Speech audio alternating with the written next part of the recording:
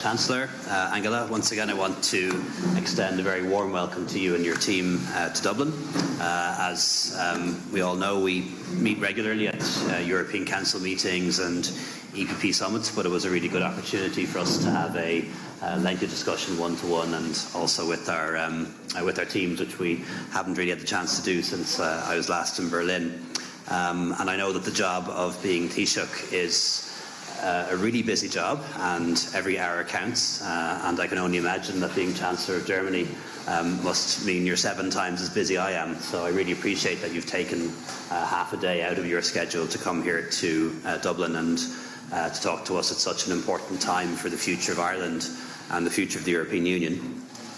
We had a very extensive discussion across a wide range of issues, but of course the major focus was Brexit.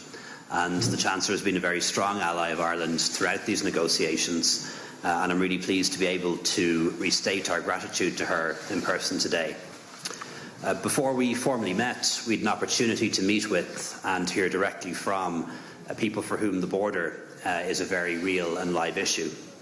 People from communities along the border, business people, farmers, and some of those whose lives have been profoundly affected by the Troubles. I want to thank all of them for giving their time today to explain why this issue is such a fundamental one, one that transcends economic considerations, and for sharing their stories with us all. The Chancellor's visit is very timely as we prepare for a meeting of the European Council next week. At the last European Council, as you know, we provided extra time for the UK to enable it to provide and find a majority for a way forward. We said that if the UK had not ratified the withdrawal agreement, it should come forward with a clear plan for the way forward by next week, or it would leave the European Union on the 12th of April without a deal. This is an outcome that none of us want to see. Matters continue to play out in London, and I think we need to be patient and understanding of the predicament that they're in. But of course, any further extension must require and must have a credible and realistic way forward. The EU side has said that the withdrawal agreement is closed and is not up for renegotiation, and I believe that is now well understood. It's a compromise in itself and represents a fair and balanced outcome after 2 years of negotiations agreed by 28 governments. However, we've also always said that should the United Kingdom change its red lines, that we'd be prepared to amend the political declaration on the future relationship to reflect that. Both Ireland and Germany want to have a future relationship with the United Kingdom, which is close and comprehensive and as deep as possible. And we'd like to see the withdrawal agreement ratified so that we can begin the negotiations on a new economic and security partnership without further delay. However, there is very little time left, and we have to prepare ourselves for all outcomes. With that in mind, we discussed planning at European and domestic level for no deal, including how we can work together to meet our twin objectives of protecting the Good Friday Agreement, on which peace in Ireland is based, and also protecting the integrity of the European single market and the customs union, on which our economic model is founded. And I welcome the Chancellor's continued understanding and support for the challenges that we face. And if it arises, it'll be a shared challenge for Ireland and the European Union. Beyond Brexit, we had a chance to look to the future, and in the coming months we're in a time of renewal for the European Union, with European Parliament elections, a new Commission to be appointed, and ambitious discussions on the future of Europe and our strategic agenda, including trade relations with the United States and the situation in Ukraine. Ireland and Germany are very much of one mind that we want to deliver and ensure that Europe continues to integrate, continues to produce prosperity for our people, continues to put the challenges of citizens first, engage positively with our neighbourhood, and tackle ambitiously and urgently issues such as climate change, migration and international development. We also had a brief opportunity to take stock of bilateral relations between Ireland and Germany, which are very good, indeed are flourishing. And as you know, later this year we'll open a new consulate in the city of Frankfurt, in addition to our embassy in Berlin, as part of our initiative to double the impact of Ireland's global footprint. Frau Bundeskanzlerin, noch einmal vielen Dank für Ihren Besuch und für Madam Chancellor, thank you yet again for your visit and for the partnership and friendship that Germany has always shown for us. I'm very much looking forward to our further cooperation. Thank you very much. Thank you, ladies and gentlemen. I'm delighted to be here, and thank you for receiving me here in Ireland. I would like to thank first and foremost, obviously, the Taoiseach, my colleague Leo. Thank you very much also for receiving me in this in Family, this mansion that has a very proud tradition. I thought that this was a very important one because, after all, we have traveled a long way as 27 member states of the European Union. We have worked together very closely as 28 over a very long time.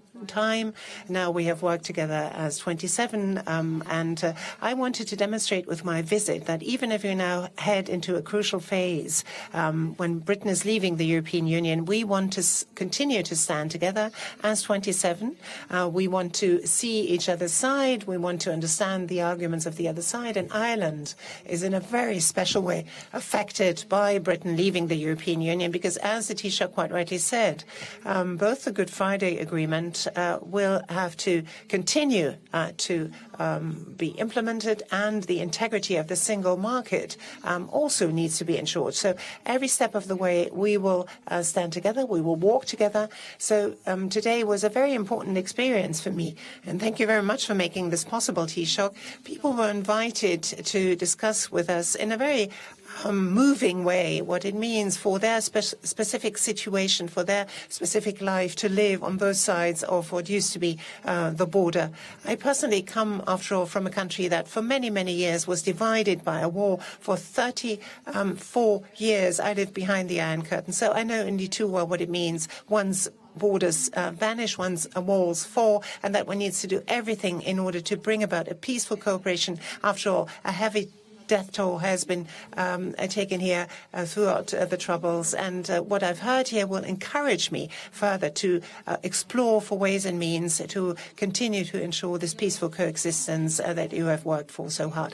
We have a withdrawal agreement, which we feel strikes a fair balance, is a good compromise. Unfortunately, this withdrawal agreement so far has not met with a majority in the House of Commons, but we do believe that that is a precondition, could be a prerequisite for the period of transition that will follow, where we hope that we will, in a calm and collected way, define the future relationship between the United Kingdom and the European Union. We, and I can say this for Germany, and we agree completely with Ireland, want good and intensive relations. Theresa May quite often said, after all, that we leave the European Union, but we remain Europeans. We have a lot of common ground, for example, in the economic area, but also in our cooperation in defense, in security issues, in foreign policy.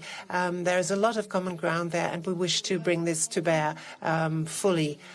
So we do hope that the intensive discussions that are ongoing in London will lead to a situation by next Wednesday, where we have a special council meeting, where Prime Minister Theresa May will have something to table to us on the basis of which we can continue to talk. We want to stand together as 27 until the very last hour. I can say this for the German side. We will do everything in order to prevent a no-deal Brexit, Britain crashing out of the European Union. But we have to do this together with Britain and with their position that they will present to us. We also said that this period of Brexit is further complicated by the fact that we shall have European elections this year. We have to prepare for those elections. We both are part of the same family of parties in the European Union. We work together very closely.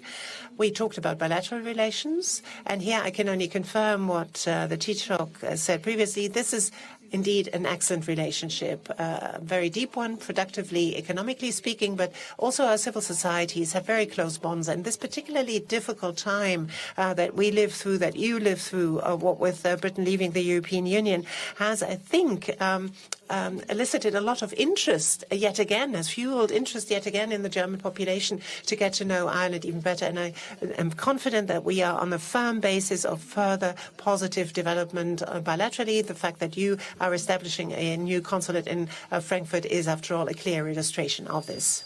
Thank you, Chancellor. Now we have a few questions. We're going to start off with Michal Lahan from RTE, and then we'll move on to Andreas Weiser from ZDF. Chancellor, is it possible to protect the integrity of the single market and make a commitment that anything resembling a border can be ruled out on the island of Ireland? And Taoiseach, what assurances were you able to offer the Chancellor that Ireland is working on a plan to protect the integrity of that market? Let me say, we will simply have to be able to do this.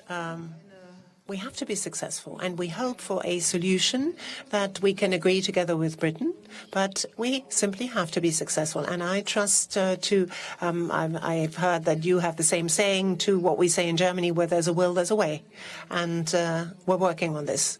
And we have good partners, very good partners indeed, in the Commission with Michel Barnier, with Jean-Claude Juncker, who are putting their everything into finding a good ending, finding a good solution. So we will find this together, but we still hope, obviously, for an orderly Brexit.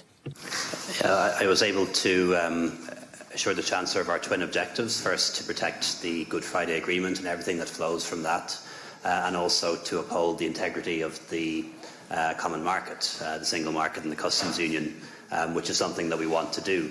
We made a decision as a country almost 20 years ago that our future was at the heart of Europe, that we'd be in the Eurozone, the single market and the customs union, and our jobs and our prosperity are based on that. And we don't want that undermined in any way. And we certainly don't want Ireland to become the back door to the single market in the event of a hard Brexit. What we want to achieve, of course, free movement of people north and south, frictionless trade, no customs, no tariffs, no quotas and no checks. And I know three ways that can be achieved. Either the UK remaining in the European Union, which they decided not to do, a Norway Plus model, where they're in or closely aligned to the customs union and the single market, or the withdrawal agreement and the backstop. So there are three ways that we know to achieve that. But if all three are rejected, that obviously puts us in a difficult position. We know there are some things that can be done remotely, like the levying of customs and tariffs, but other things like animal checks have to be done physically somewhere. And that would involve discussions that are underway with the European Commission on options, but would also involve, I believe, the cooperation of the United Kingdom, that even in the event of no deal, that they would uphold their commitments under the Good Friday Agreement and their commitments in the political declaration of December 2017. Andreas. Frau Kanzlerin. Madam Chancellor Taoiseach, a question addressed to both of you. Do you believe that the decision that the House of Commons took last night, that there will be that they agreed on a bill that avoids a no-deal situation, is that actually a basis for further extension?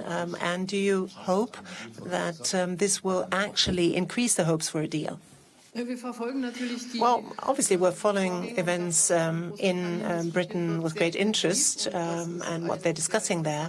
That's a very interesting decision by the House of Commons, but we will also have to wait and see what happens now on the ground and what sort of variations we shall see.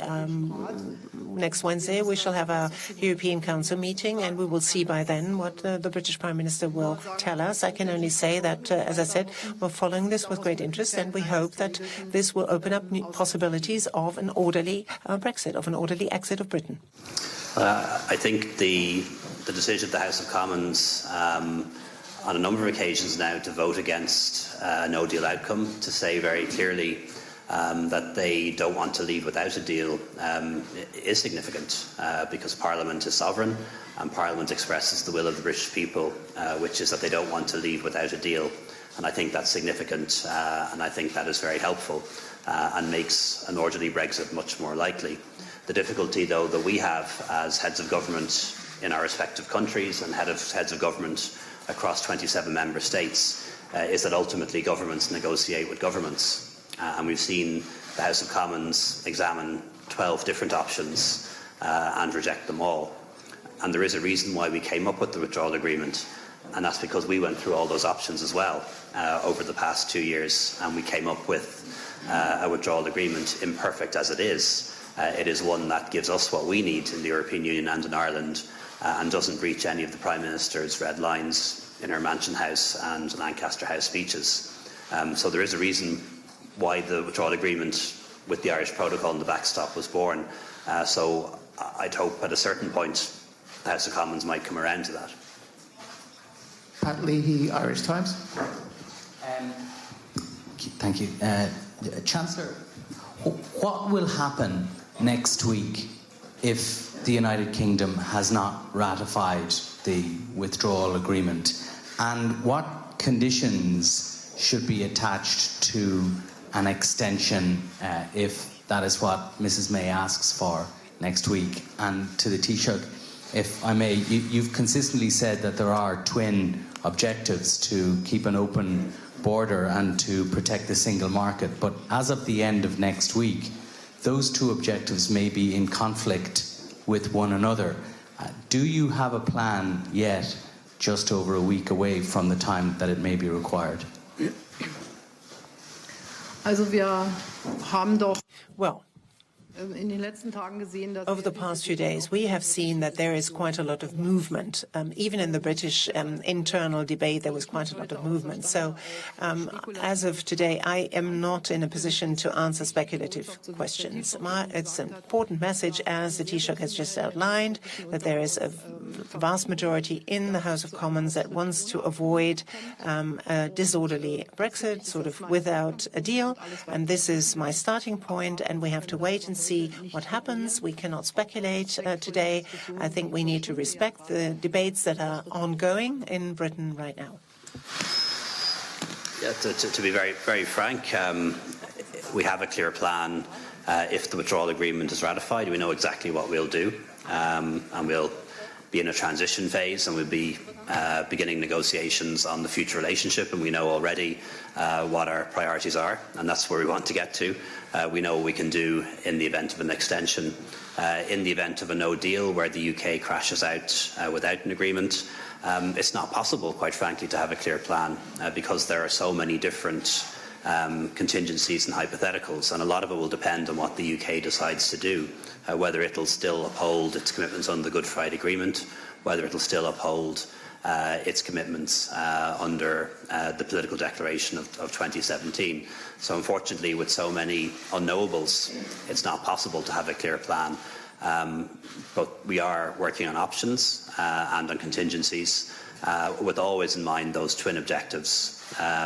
Our absolute commitment to the Good Friday Agreement, to do all that we can to avoid a hard border emerging on our island, but also our absolute commitment to protecting the integrity of our common market. Final question to Michaela Kufnes from Deutsche Welle. Yes, one more question on the border issue. Which guarantees have you been able to give the German Chancellor, and how far you can or are willing to ensure that there will be no hard border no matter what? Frau Bundeskanzlerin, Sie haben davon... Madam Chancellor, you spoke about where there's a will, there's a way, and that was also a matter of war and peace, after all, to find a solution here, Irish peace, that is. To what extent do you have the impression that all sides that are dealing with this issue are really aware of this, particularly in Britain? And would you also comment on a German question? Emil Nolde, two paintings of Emil Nolde have been taken down, and does this have something to do maybe with the National Socialist past? I suppose to answer your question, one of the things that we agreed on, and we agree very strongly, is that we need to maintain unity among the 27 member states, and we've maintained that very successfully throughout the course of these negotiations, and we will do as we enter negotiations on the future relationship. So in the unlikely event that we end up in a no-deal scenario, whatever challenges we face, whether it's protecting the Good Friday Agreement or maintaining the integrity of the common market, we'll approach those as shared challenges. It won't be anyone trying to enforce anything on anyone else. It's going to be very much a shared challenge and a European challenge, and one that we're up to. I can only speak on behalf of the federal government and in my position as federal chancellor, but I must say that among our colleagues, I think we're all agreed that We are more than aware of the fact that what is at stake and what has to be solved, and particularly as regards Ireland, what will be essential, what we need to do, what sort of assurances we have to give. And I have every confidence in the Taoiseach, and I think with the Commission, with those who negotiate on behalf of us in the Commission, we also have negotiators who have all of the interests, and here particularly also the Irish interests at